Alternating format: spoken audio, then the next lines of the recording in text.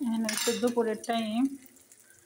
সৌদিরা যে রুটি আনে না, এই রুটির আমি এখানে এই তেলের মধ্যে দিয়ে এইভাবে ভাইজা নিচ্ছি। সৌদিরা কিন্তু রুটি কিনে আনে সব ঘরেই। যারা পরোটা খেতে পছন্দ করেন শর্ট টাইমে, তারা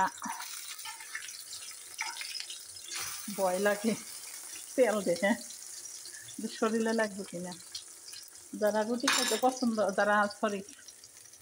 যারা পরোটা খেতে পছন্দ করেন, তারা এইভাবে তেলের মধ্যে দিয়ে ভাইজা নেবেন, দেখবেন একদম পরোটা হয়ে গেছে। আমার খুব ভালো লাগে, মচমচ হয় ওই রুটিটা। সব সৌদিদের ঘরেই থাকে এই ধরনের রুটি, হোটেলে যারা কিনে আনে।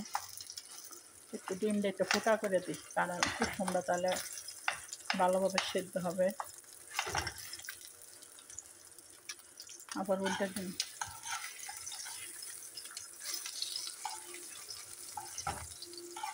ওরে বাবা, আমার ডর লাগে তেল দেখে, তেল কি আবার শরীরে লাগবে নাকি, এই কারণে।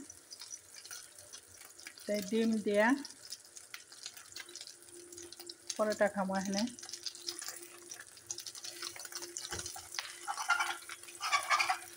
ওরে বাবা,